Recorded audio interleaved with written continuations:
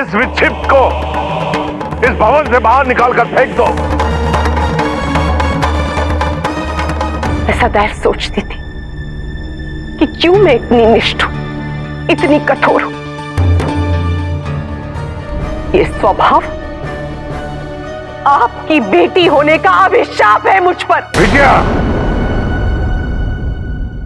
अब से तुम मेरी पुत्री नहीं हो। मैं तुम्हें श्राप देता हूं। अब तुम इस भवन में लौटकर कभी नहीं आओगी। ले जाओ इसे। नहीं पिताजी, आपने आज मुझे श्राप दिया नहीं, आपने तो आज मुझे श्राप से मुक्त किया है।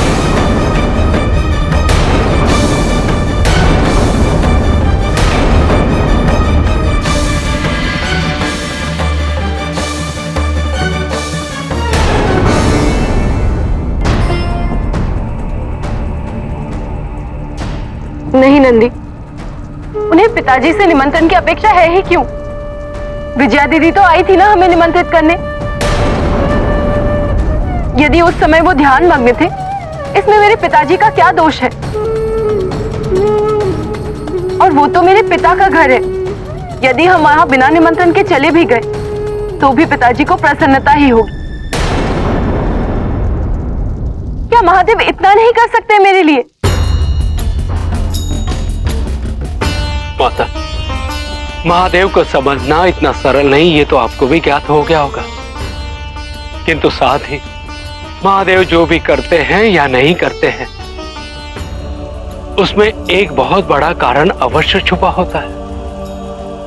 और वो कारण संसार के हित और संसार के कल्याण से ही जुड़ा होता है माते। इतने छोटे से निर्णय में संसार के हित और अहित की बात कहां से आ गई नंदी? ऐसा कौन सा अनर्थ हो जाएगा यदि हम पिताजी के यज्ञ में चले गए?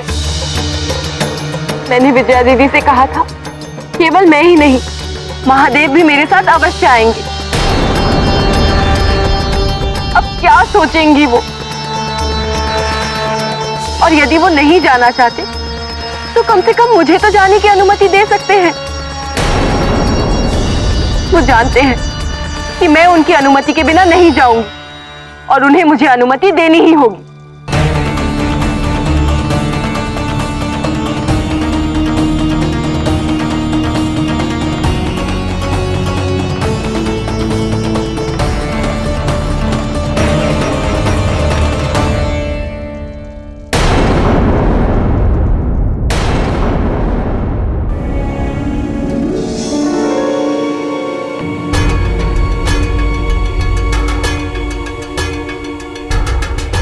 ये कैसी घोर तपस्या कर रहे हैं आचार्य।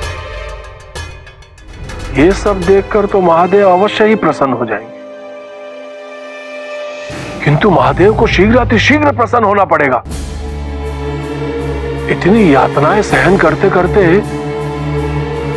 यदि आचार्य के प्राण निकल गए तो फिर कैसे प्राप्त करेंगे संजीवनी विद्या?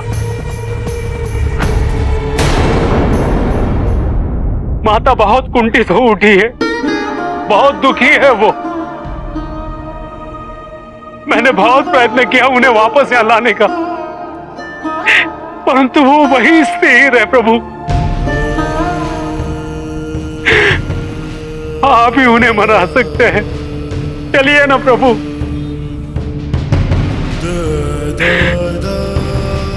प्रभु मेरी आपसे विनती है,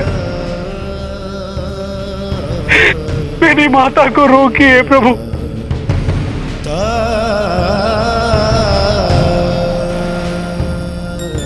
अवश्य नंदी, मैं तुम्हारे। हर हर महादेव, हर हर महादेव, हर हर महादेव, हर हर महादेव, हर हर महादेव, हर हर महादेव। नंदी, मुझे शुक्राचार्य को दर्शन देने होंगे, अन्यथा वो अपने प्राण त्याग देंगे।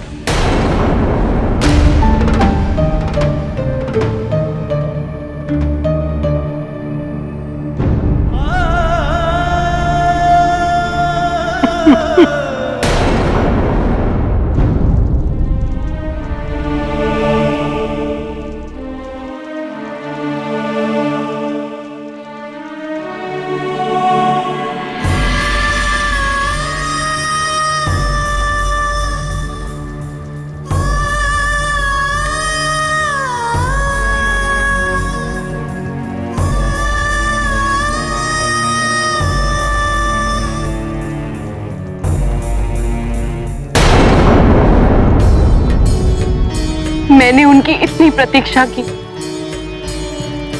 किंतु वो नहीं आए। उन्हें मेरी कोई चिंता नहीं, मेरा कोई मान नहीं।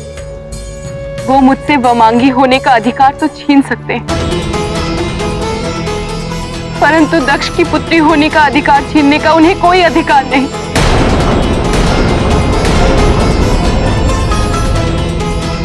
मैंने निर्णय ले लिया है, मैं पिताजी के यज्ञ में जाऊंगी, अवश्य जाऊंगी। स्वयं महादेव भी मुझे वहां जाने से नहीं रोक सकते।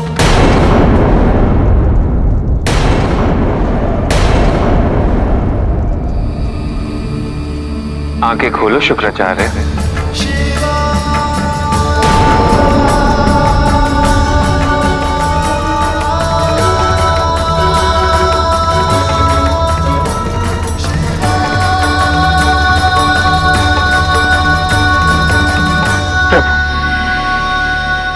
आप आ गए प्रभु। हमें पूर्ण विश्वास था कि हमारी श्रद्धा व्यर्थ नहीं जाएगी। शुक्राचार्य, मेरी तपस्या में इतनी यातना सहने के पश्चात आपने अपने समर्पण और श्रद्धा का प्रमाण दिया है।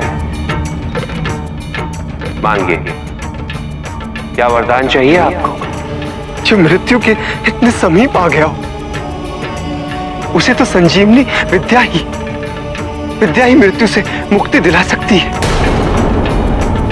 हमें संजीवनी विद्या का वरदान दे दीजिए, और हमें कुछ नहीं चाहिए।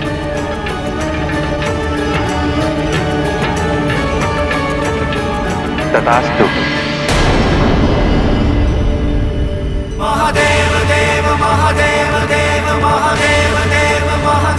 हर हर महादेव, हर हर महादेव, हर हर महादेव, हर हर महादेव।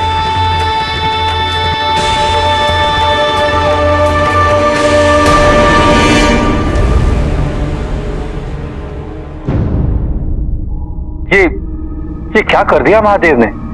संजीवनी विद्या का वरदान, और वो भी शुक्राचार्य को।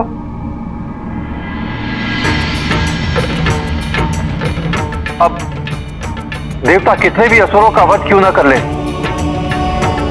शुक्राचार्य अपनी संजीवनी विद्या का प्रयोग करके उन्हें पुनः जीवित कर देंगे।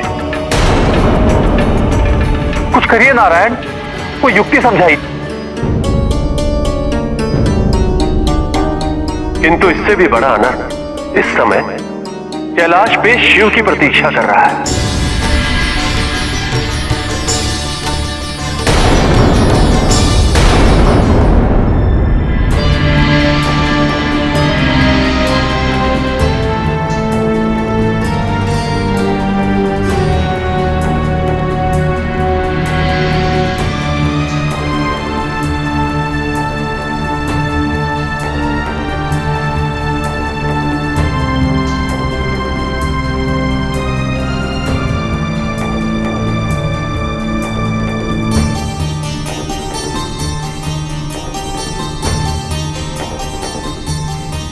यहां बैठी क्या सोच रही हो सती?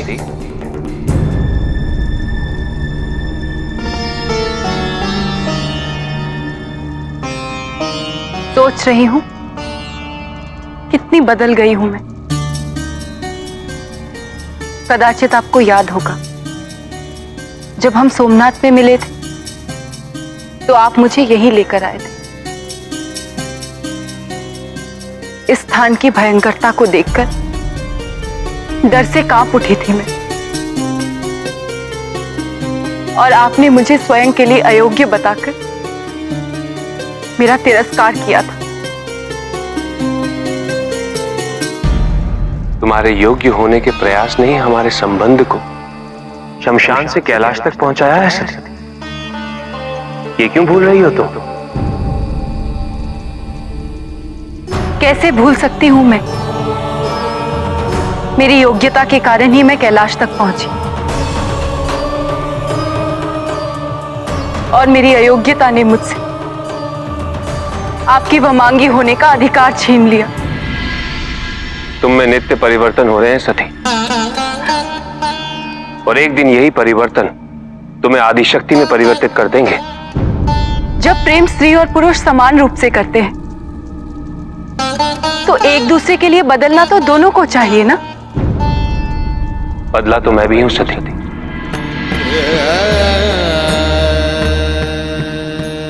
संसार से विरत रहने वाले शिव को अब कैलाश पर रहने वाली अपनी पत्नी की चिंता रहती।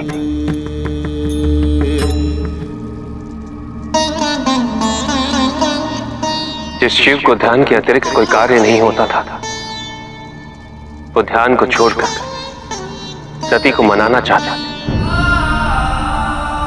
क्या ये परिवर्तन नहीं है सती?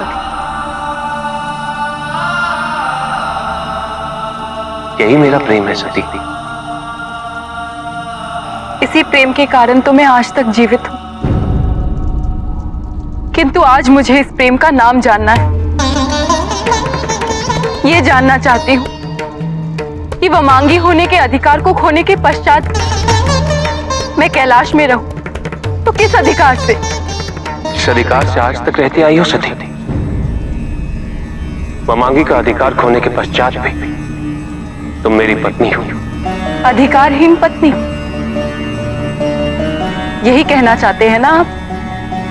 नहीं सती, वमांगी के अधिकारों के अतिरिक्त तुम्हें वो हर अधिकार प्राप्त होगा जो एक पत्नी को प्राप्त होता है। उन अधिकारों का विवरण भी आज मैं आपके मुख से सुनना चाहती हूँ।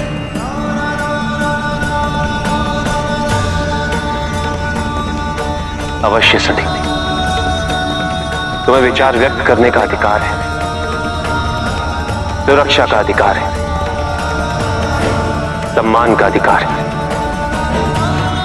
और तुम्हारे प्रति मेरे वही कर्तव्य रहेंगे जो एक पति के होते हैं। मैं सदैव तुम्हारे सम्मान की रक्षा करूंगा। और मेरी इच्छाओं का अधिकार?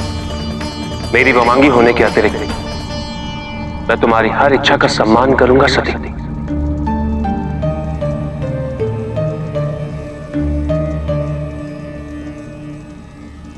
तो मेरी एक इच्छा है महादेव, मैं अपने पिता के घर पिताजी के यज्ञ में सम्मिलित होने के लिए जाना चाहती हूँ। ठीक वैसे ही जैसे विवाहित स्त्रियां अपने पिता के घर तीज त्योहार के लिए जाया करती हैं अपने पति के साथ। बस यही एक इच्छा है और यह स्वाभाविक भी है। कहिए, आप मेरी इच्छा का सम्मान करते हुए मुझे पिताजी के घर लेकर चलेंगे ना? क्या हुआ? आप उत्तर क्यों नहीं देते? कहिए ना। मैं अवश्य चलता सती, परंतु क्या? परंतु तुम्हारे पिता ने हमें निमंत्रण नहीं दिया है। अवांछित बनकर हम कैसे जा सकते हैं? बस यही सुनना चाहती थी मैं जानती थी आप यही कहेंगे। सत्य तो यही है कि आपने मुझे कोई अधिकार नहीं दिया। मेरे विचार, मेरी इच्छा का कोई सम्मान ही नहीं है आपकी दृष्टि में। आप स्वयं को बदलने का दम क्यों न भरे, किंतु आप अपने भगवान होने के अहंकार को कभी नहीं छोड़ सकते। सती,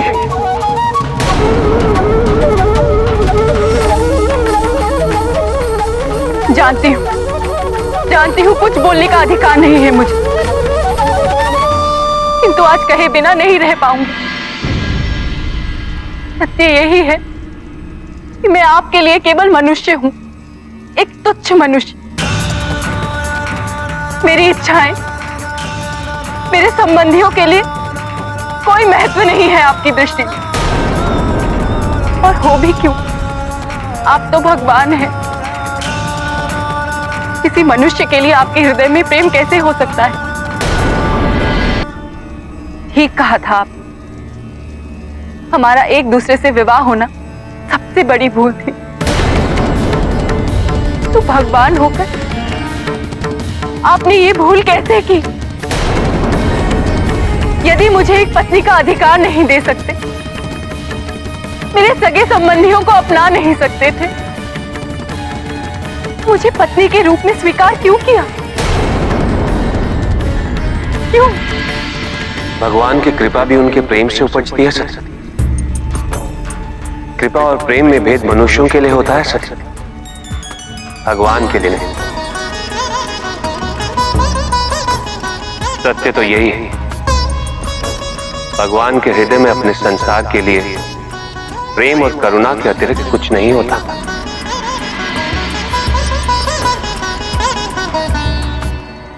परंतु दुख तो इसी बात का है कि तुम अभी मेरी बात को नहीं समझ पाओ। तुम्हें पूर्ण रूप से मेरी बात तभी समझ में आएगी जब तुम पूर्णतः आदिशक्ति बन जाओ। तब तुम्हें समझ में आएगा भगवान के प्रेम का स्वरूप क्या होता है।